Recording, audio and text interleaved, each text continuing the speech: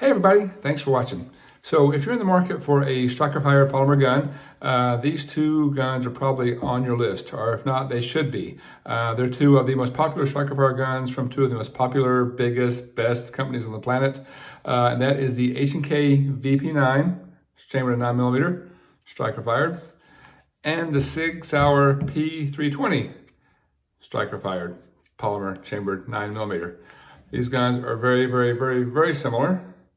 And again, if you're looking for a striker fire gun, I'll give you my best opinion of both of these guns.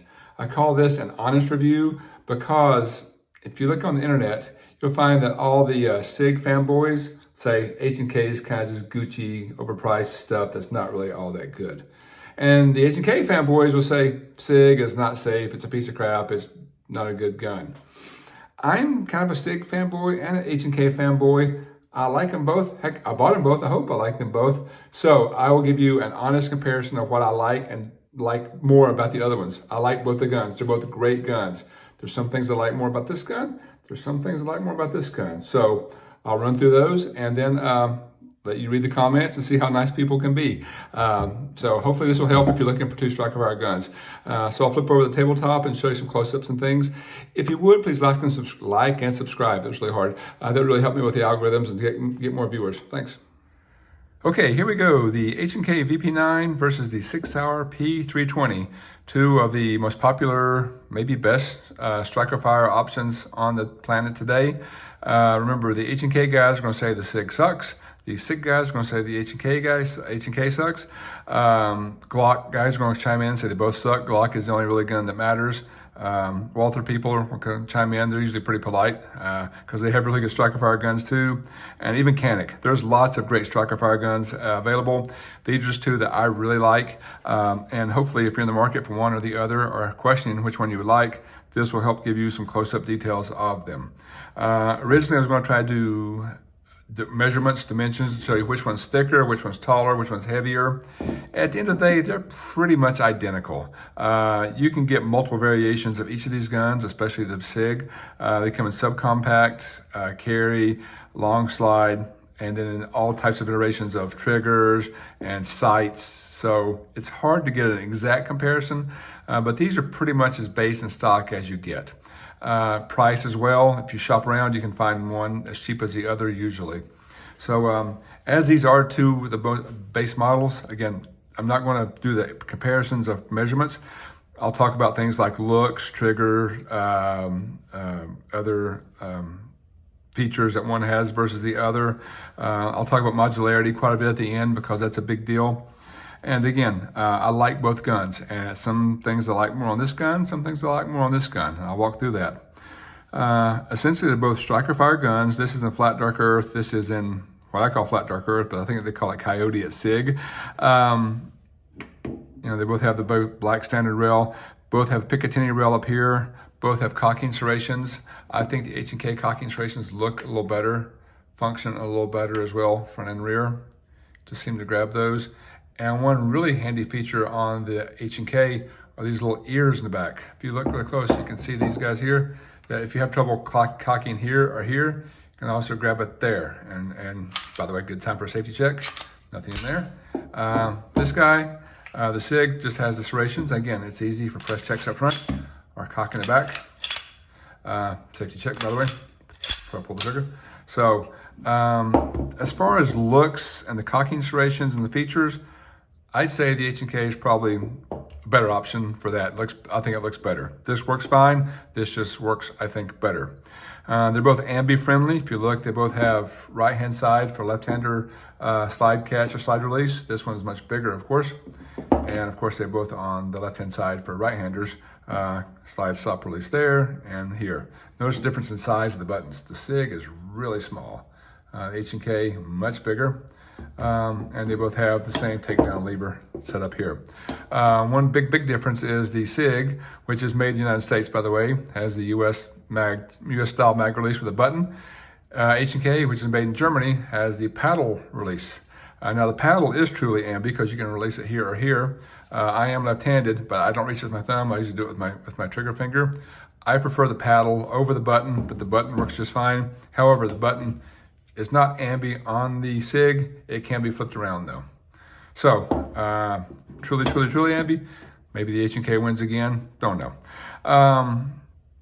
Again, if you look at use cases, the VP9 is used in militaries and police force all over Europe, especially police force. The P320 is the new weapon of the US military. It's renamed the M17 and M18. M17 is the longer slide, M18 is slightly shorter. So they're both used in militaries around the world. If I look at the sights, very similar setup on these particular ones. You can order all kinds of sights, by the way, but these both are set up with the green dot sight. The H&K has a blacked out rear, and SIG has got the 3-dot alignment there. So sights also very similar. If you think about the triggers, again, the SIG has a basic, this has a flat trigger. The 320s come with a flat trigger option and a curved trigger, but there's no safety dongle on there, it's just a flat trigger. No safety on this gun. No safety on the H&K either, but you do have the little safety dongle here, I guess, that is on the trigger. So if you don't press that, you can't pull the trigger. If you push that in all the way, you can pull the trigger back. So a little bit of a more safety feature there. If you look at the back and the angles, a bit more of a beaver tail on the SIG, but look at the deep cut in here on the VP9. I like the way the SIG feels really good in my hand. You can get a good purchase on it up really high there. But I kind of like the way the VP9 feels better. Again, you can get a nice big fat deep purchase up there, and it just fits my hand a little better. I'll also tell you, and I'll talk a lot more about modularity later, but one thing the H&K does have is multiple options for side straps and back straps, or side panels and back straps. The SIG is pretty much this size. This is a medium chassis or a medium grip module. You can order a small, which is just gonna be thinner back here, and you can order a large, which is gonna be a little beefier. But that's really your only options for changing the grip module here. Basically, we'll talk about some modularity again in a second. On the VP9, it comes standard with medium backstrap and medium side panels, but it also comes with additional small side panels and backstrap and large side panels and backstrap. So you can customize this thing. You can put a large hump in the back and small grips up here, however you like. So super customizable, really ergonomic. They're both ergonomic. This one feels a little better, just a little better. Looking at the triggers, again, I don't have one of those fancy alignment gauges, but you can have a nice flat trigger that breaks at 90 degrees, right there. And the reset looks like this. And you take up. One more time, reset. Take up. I don't know the weight. I'm guessing 4 or 5 pounds, maybe 3 or 4 pounds. It's really soft and crisp, and is a great shooter. I shoot this gun really well. On the VP9, again, you got get the dongle, a little take up, and a nice clean break right there. And the reset is there, and again, about the same weight, whatever that weight is, I don't know.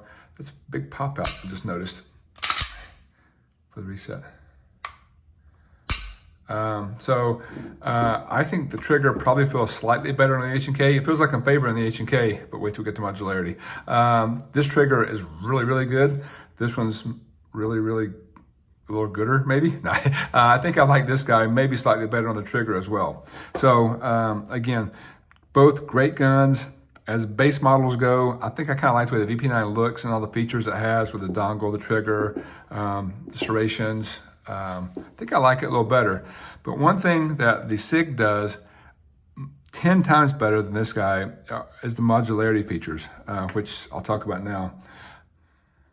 Okay, so modularity on the SIG is probably more involved, so I'll save that one. I'll set him aside for now and talk about the VP9, which does have some nice modular features. I already mentioned the backstrap and the side panels. That's probably more customizable than modular, but it does have that. Also, the magazines for the VP9 are interchangeable with magazines from the H&K P30 series. So if you have a P30, you can use the same magazines in both. That's a pretty darn big deal. The other thing, and again, this is the reason I bought this gun actually. I bought the standard VP9 to carry, but for fun range days and for targeting around, they had a long slide option that you could use on the standard VP9. And the long slide, just for comparison, is a longer, but it has these taller suppressor height sights on there. So if you can see up front, it's hard to get the exact angle, but this guy, these taller sights are quite a bit taller. And this thing is a joy to shoot. They both have the blacked out rear still. But all you gotta do is simply lock the slide back, turn the takedown lever down, release the slide, and push it off. There's a nice picture of the guts in case you're curious. And then to put the long slide on, lock it back. And now you have a beautiful gun. This long slide with the vents up front, tall night sights. So the reason I bought this gun actually is so I could put this top on there and take it to the range and just drill holes. And I can drill holes with this. So that's a really nice modular feature for the VP9. Now, the P320 has even more modularity. If you notice, the serial number here is only on the grip module, on the fire control unit. So you can take this fire control unit out very easily and put in any other 320, and with only one FFL, only one registration here, you can make any combinations of guns. I'll say that and show you that this gun actually started life as a SIG P320X compact. This guy here, there's no guts in this, but this is the first carry gun I bought, and I've taken the grip module out already and put it in this full-size gun here. So again, grip module comes, the fire control unit comes out, can go into a compact gun, or it can go to a full-size gun, or it can even go to a metal frame gun with wood grip panels. And let's see if I can do that really fast, because again, this looks really cool. I think the H&K looks great with that long slide. I think that this guy looks really good. I can't take this down all of a sudden. The struggle's real. There it goes. So here's the guts of the P320. Now we'll go one step further here and take the takedown lever out. Try to. Pops right out. Now this guy pops out. Sometimes you'll have to pull the trigger back to get through the hole there. And this is the actual gun. This is what's registered at the FFL. You can take this and drop it into the subcompact I showed you earlier and have that. You can throw it into the big gun we just had here. Or my new favorite is this metal frame with wood grips. So let's throw it in here and see what it looks like. If I can do it fast enough for you. But you drop the grip module in there, put the takedown lever back in. I've got this in there far enough. Hadn't planned to do this, so this is me screwing up live and in person.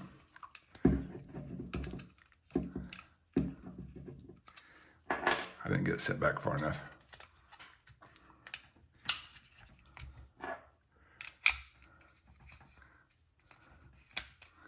There it goes.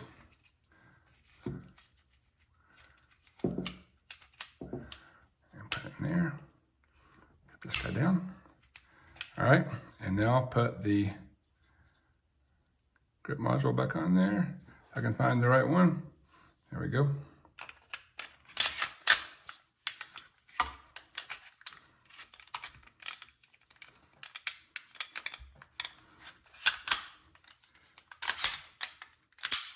And now I have a great looking P320 with a metal frame. So again, both great looking guns. The VP9 now with the long slide, and the Sig Sauer with the metal frame wood grips. So I hope that helps. If you're curious, love both guns. They're both really great. When it comes to just one gun, if you just want to have one gun, do nothing with it and have it every day, probably the H&K is a really good option because it just works. It looks good. It shoots great. Sig Sauer also looks good, shoots great. But if you want a gun that you can do anything with and make a small gun, large gun, any kind of gun that shoots multiple calibers, by the way, this grip module, or this fire control unit works with 9mm, 40 Smith & Wesson, and 357 SIG. So that works really well for the SIG. So thank you so much for watching. Hopefully that helps if you're curious about either of these two guns. Thanks.